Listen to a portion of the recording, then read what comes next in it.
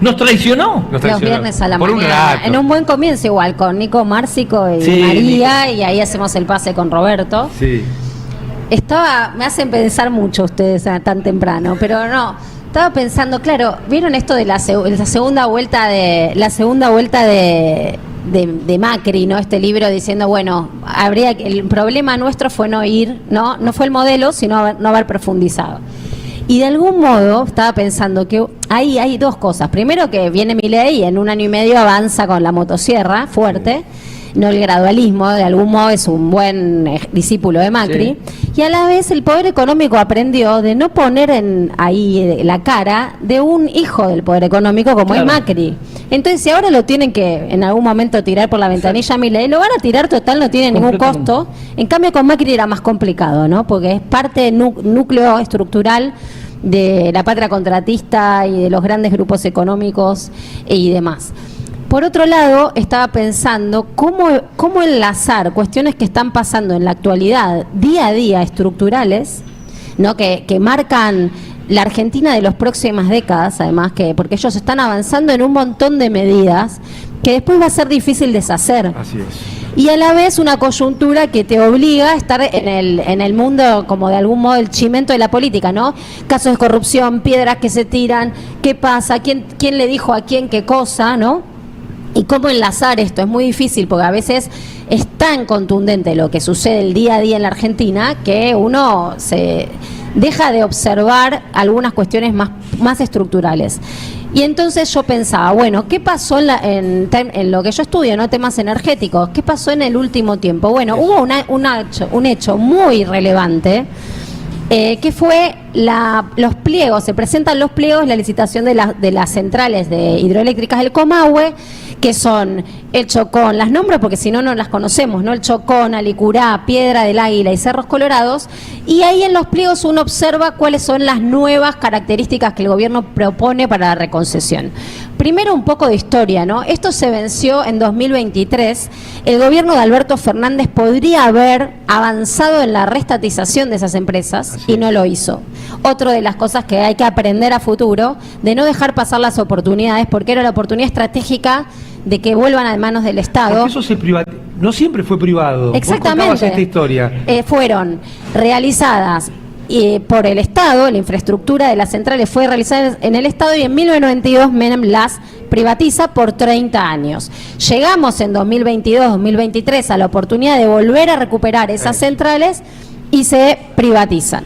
Entonces, y se privatizan, se queda ahí, ¿no? Bueno, también esta cosa de los buenos modales, ¿no? En 2023, no, bueno, viene un cambio de gobierno, dejemos que esto lo resuelva otro. En definitiva, hay intereses económicos detrás y hay representantes, incluso en gobiernos que se dicen nacionales y populares, que no juegan para los intereses del pueblo, sino que juegan para los intereses del poder económico. Y eso también hay que tenerlo en cuenta, ¿no? Más allá de lo que después viene a hacer Milei, que le dejamos servido la oportunidad de definir qué hacer con estas centrales, y lo que hace este gobierno es decidir volverlas a reprivatizar por 30 años.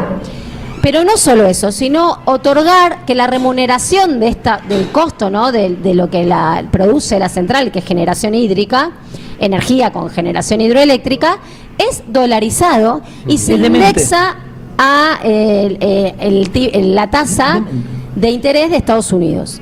Entonces, no solo que vamos a tener que pagar en dólares, por lo cual nuestra macroeconomía, cada vez que haya una devaluación, el costo de lo que se produce del agua, ¿no? De la energía que se produce con el agua en Argentina se va a pagar en dólares. El costo se puede disparar ante cada devaluación, sino que además dependemos de cómo devenga la economía, la macroeconomía. La política monetaria de Estados Unidos. Eso por un lado. Y entonces yo pensaba, bueno, esto, ¿qué le importa a alguien en Berazategui que nos está escuchando esto, ¿no? Porque esto sucede en Neuquén y en Río Negro. Bueno, la gran cuestión es que esto es lo que compone el costo que nosotros pagamos por la energía.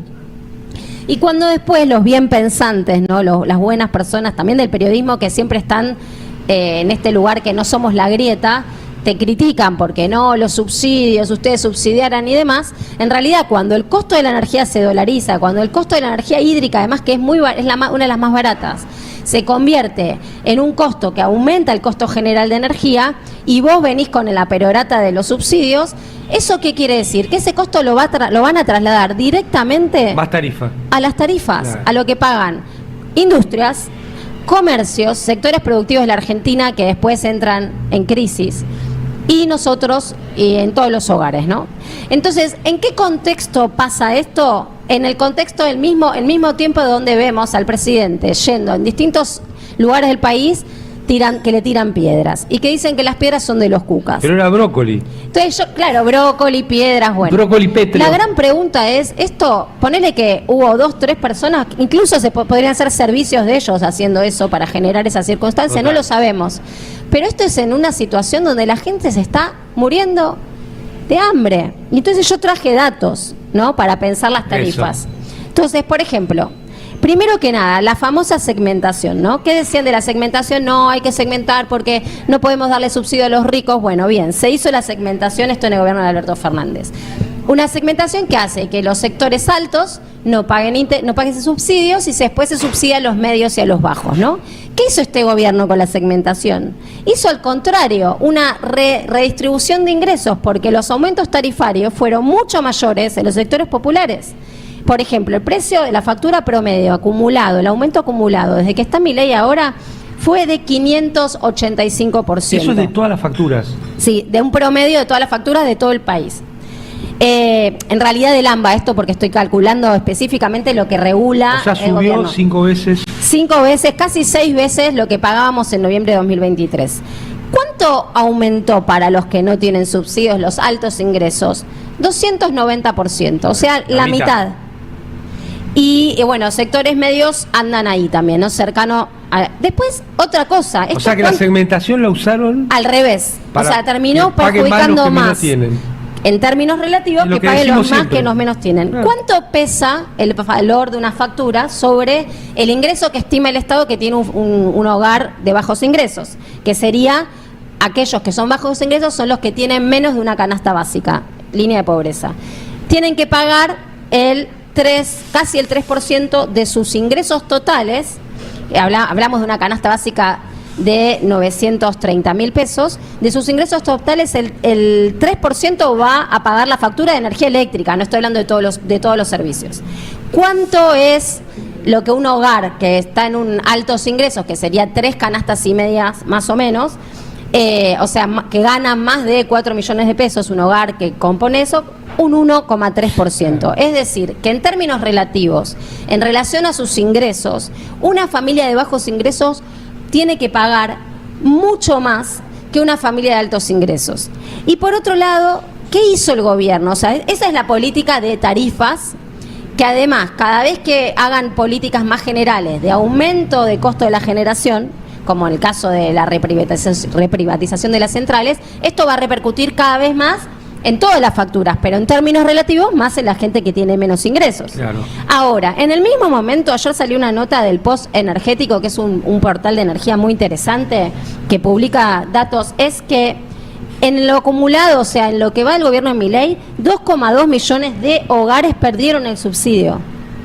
Es decir, que Ese le es el sacaron truco, el ese es el subsidio. truco. O sea, no solo hay una redistribución negativa o regresiva respecto de cómo las tarifas, sino que además pierden el subsidio. Y además, ¿esto qué pasa? ¿En qué contexto pasa? En el último trimestre cayó la venta en supermercados un 8,4%. O sea, estamos hablando de tarifas, ahora vamos a hablar de cómo la Y capacidad es de compra lógico, de los ¿no? hogares. Es Exacto. casi... Un 9, casi un 10% de venta de carne bovina. Después, pérdida de puestos asalariados registrados, un 5,5% desde lo que va Milei. Esta gente termina en cuenta propia, por eso no se ve tan claramente en la tasa de desocupación, pero es personas, y esto yo lo digo y seguro que los que están escuchando tienen casos para decir, personas que pierden su trabajo registrado y porque no se quieren morir de hambre, salen a tratar de hacer cuenta propia. Tengo casos de compañeras que han perdido el trabajo, trabajadoras sociales, de hace más de 20 años de antigüedad en desarrollo social, con concurso público que hoy están manejando un Uber, por ejemplo.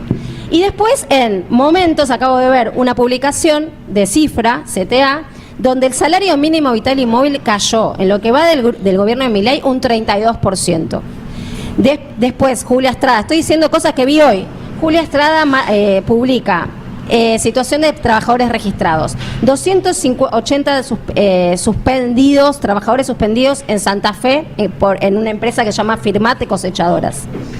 140 desvinculados en San Juan, en una obra de la Ruta 40, porque no hay obra, no hay infraestructura, no hay inversión de obra. 900 despidos en áreas de YPF en Mendoza, o sea, sector petrolero, que también le va a Vaca Muerta y demás, hay despidos. Y la lista sigue, puedo nombrar 50 personas están despedidas en Pescar, en Mar del Plata, situación de puertos. Estamos hablando de distintos sectores. Bancarios de Santa Fe. Bueno, este es el contexto donde a Milei recibe piedras, ¿no? En donde el gobierno toma medidas estructurales en favor del poder económico que implican una degradación de ingresos de la población, una degradación de las posibilidades de competitividad de la economía y de los sectores estratégicos de la Argentina, que son los que dan trabajo. Entonces, ¿qué importa si hubo 2 o 3 que tiraron brócoli o no?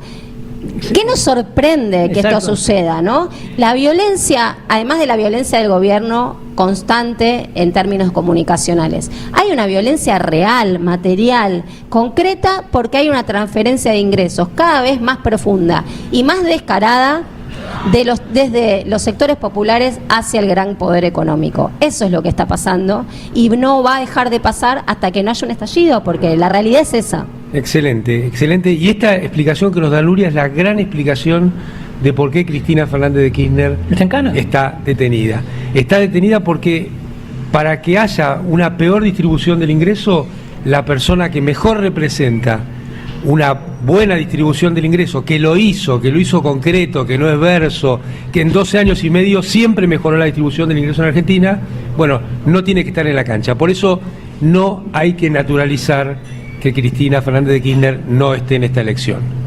Ahora vamos a escuchar la música de Rinconet. Antes de presentar el tema, quería simplemente concluir No sé si eso puedes, pero bueno. ¿Qué vamos a hacer? Lo bueno es que llegó Artemio. Llegó Artemio.